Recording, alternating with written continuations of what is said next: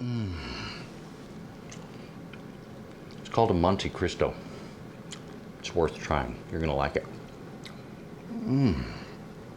Yeah.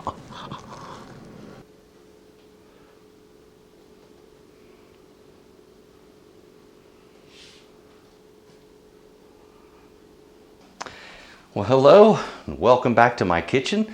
This is Texas Cooking Today. I'm Stuart, and today we're going to be making the Monte Cristo sandwich. Now, this is a really neat American sandwich. It's basically a ham and cheese that's battered and deep fried.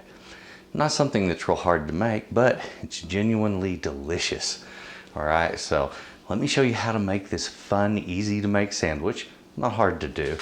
We have some oil, some battering ingredients, and our sandwich ingredients.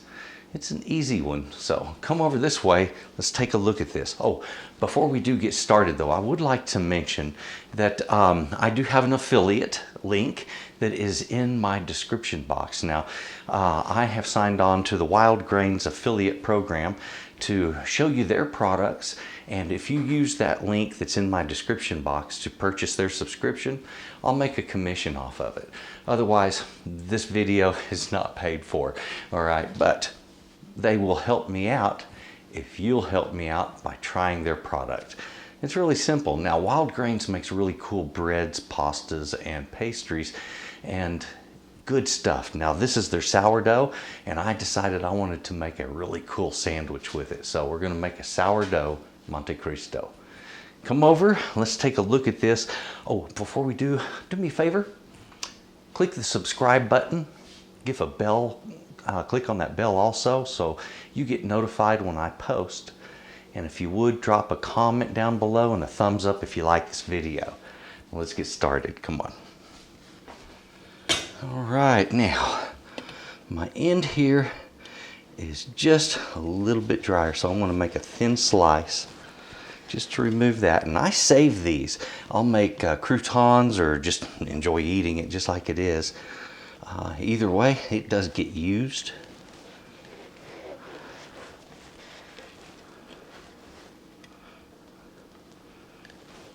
I'll say this, I have tried these folks' bread a couple of times now.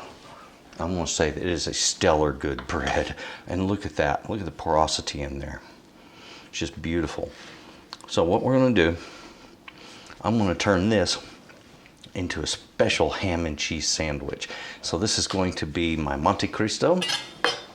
Now, there's different ways people have of doing this sandwich, folks. And one way is they like to go with mayonnaise and mustard and then do the ham and cheese and sometimes turkey, okay.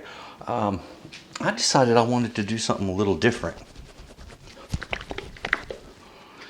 There's a product that I love, it's this right here.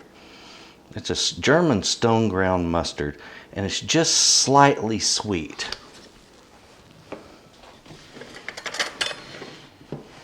And I thought, you know, that would be so perfect for a sandwich like this, where, you know, people will put powdered sugar on this sandwich afterwards to give it that nice little clash between the sweet and savory, all right?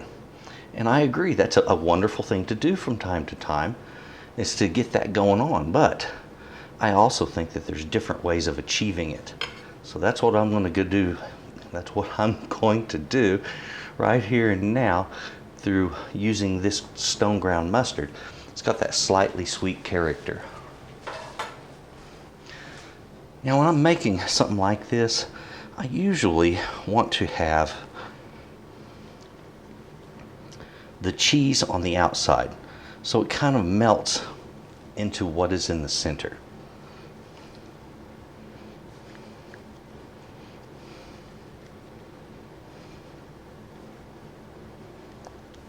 Isn't that neat?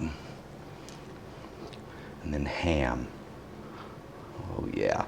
And now when I went and got ham, I looked through the butcher case and they had several different kinds, but I just wanted a basic ham is what I told them. So that's what I got here. This is a nice little lunch ham, had it real thin sliced.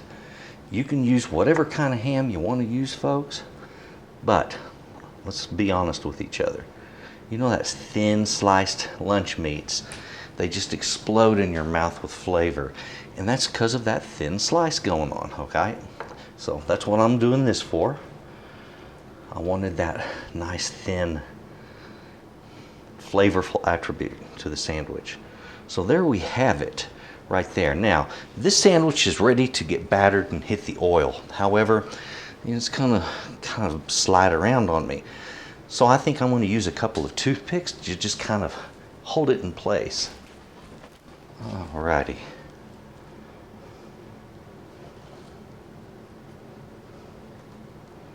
And the thing to remember about these toothpicks is, for goodness sake, don't forget to remove them, okay? If you notice I didn't go straight in, I went at kind of angle, so it helps to hold the whole thing together, all right?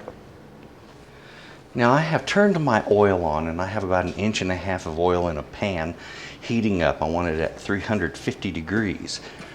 I need to make a nice little batter, okay? Nothing too fancy, folks.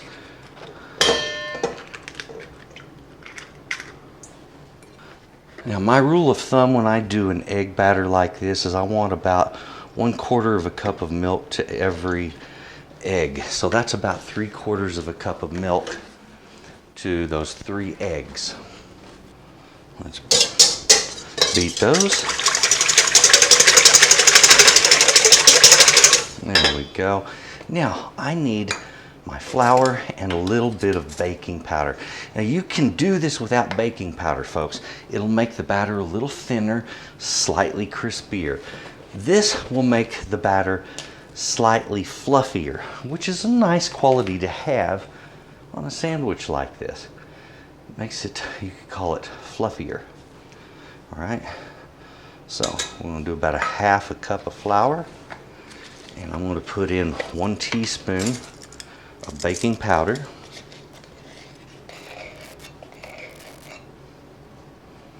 There we go.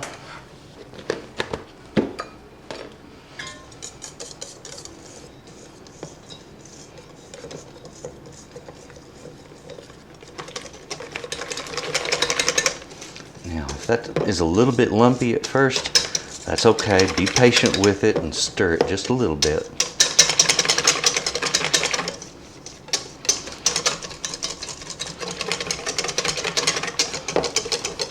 There we go. Now I'm going to give this just a moment to sit in here and kind of rest, and then I'm going to stir it once more real well, and that will help any of those final lumps to kind of break up and dissolve real well. But what this is like a somewhat thin pancake batter, really more like a crepe batter if you want to get right down to it. So give that just a moment. The oil is heating. I'm going to want to fry my sandwich at 350 degrees, so there's no rush here. Okay, I have everything set up. My oil is just now coming up past 325. So I'm going to take my sandwich right here. I want to start by battering it up. I want to turn it with the, there we go. The side that I turned down first was the side where the toothpicks are sticking up through. I did that quite on purpose because I want that side to fry face down second. And I wanted it to just kind of work a certain way for me. Maybe I'm being too picky, but it's just the way I am.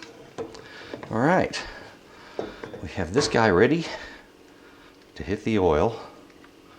I'll drain off any excess batter and straight down in there. If you notice, I'm not just dropping it to the bottom. I'm going to let that batter set for a moment.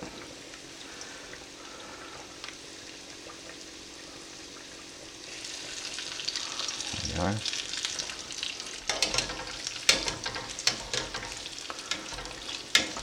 Now what I'm doing here, just splashing a little of this oil over the top of the sandwich, very gently.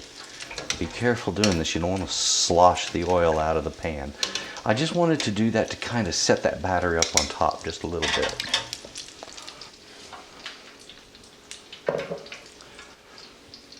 Now I have enough batter there to easily make 3 or 4 sandwiches.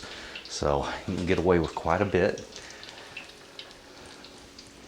And the idea here is you want to cook this until it's a nice golden brown on the outside. Look at that, isn't that beautiful? Gorgeous.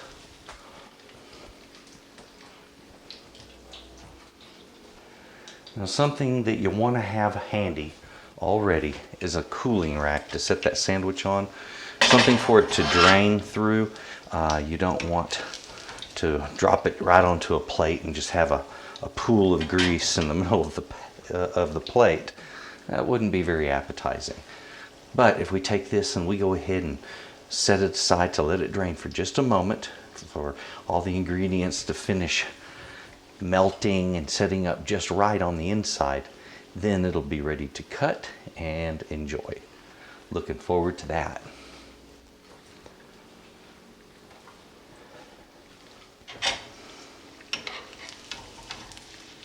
Almost finished on that second side, and I'm going to give it just a moment more on its first side before pulling it out, like so. Gorgeous golden brown color on that. And I'll make a mention to you, don't forget to pull those toothpicks out. Give them a little twist as you're doing so, and it's less likely to tear your batter. I generally will hold an item down with a fork when I do that. Alrighty, let's take that sandwich. I'm going to start by getting out those little toothpicks. Remember when I mentioned that little fork trick? That'll keep you from messing up your batter on all kinds of things when you do that. All right.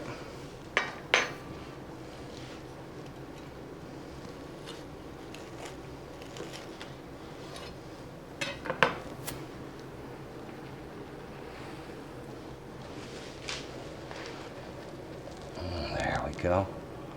Beautiful. Melty cheese on the inside. Look at that. Oh yeah. That nice moist sandwich.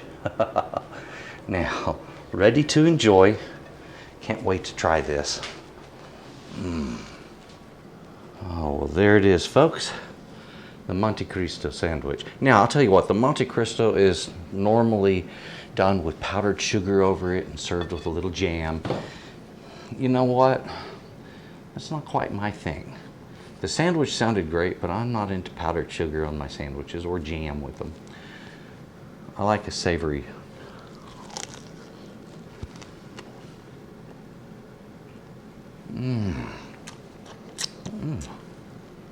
Oh man.